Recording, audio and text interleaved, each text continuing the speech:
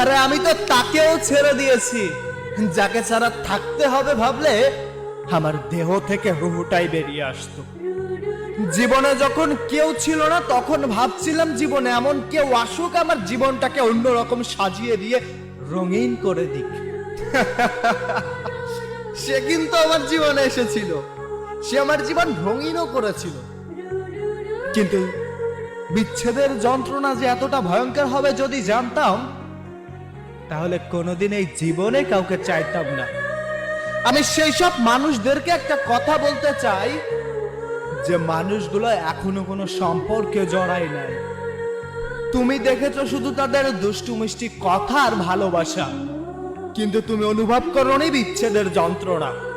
বিচ্ছেদের যন্ত্রণা কেমন হয় যদি তুমি জানতে চাও, তাহলে কারো প্রতি অসীম পরিমাণে মায়ায় জড়াও।